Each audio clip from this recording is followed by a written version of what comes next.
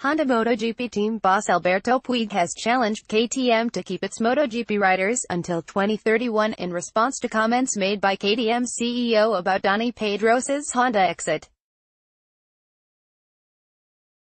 Pedrosa was dropped by Honda last season to make way for new signing Jorge Lorenzo, and opted to retire from Grand Prix racing altogether rather than pursue options to stay on the grid.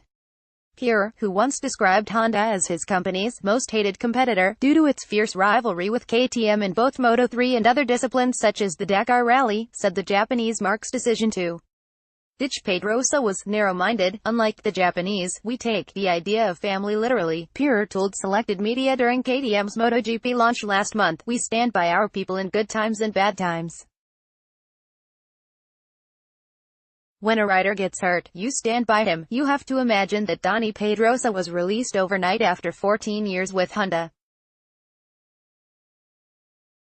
How narrow-minded can you be? He is a hero. He is the ambassador. In response, Puig highlighted the number of years that Honda had supported Pedrosa, who spent his entire Grand Prix career on its machinery and picked up 3 titles in the lower classes.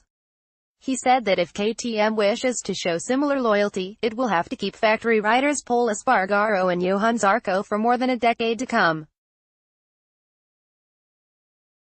Puig told Autosport, "If anyone has supported Pedrosa throughout his journey, it has been Honda. In 2003 it offered him a bike to win the 125cc championship, and Dani, with his ability, did it. In 2004 and 2005 it provided a bike to get 2 250cc titles in a row, and Dani, with his talent, did it again."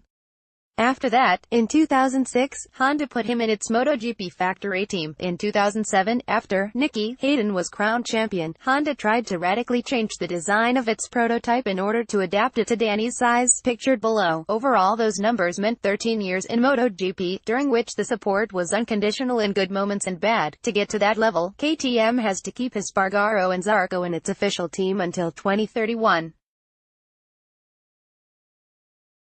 And I would like to see them do that. Full exclusive interview with Puig on motorsport.com. Puig also emphasized that Honda had offered Pedrosa a test and ambassadorial role of the kind Puig had mentioned, but it was Pedrosa's own decision to leave for KTM instead. "We would have loved to have Dani as a test rider and Honda ambassador, but he decided to take another way, which, obviously, we respect 100%, he said.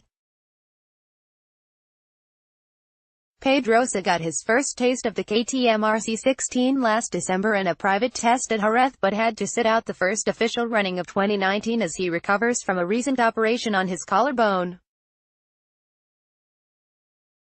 He is expected to be unavailable for testing duties for another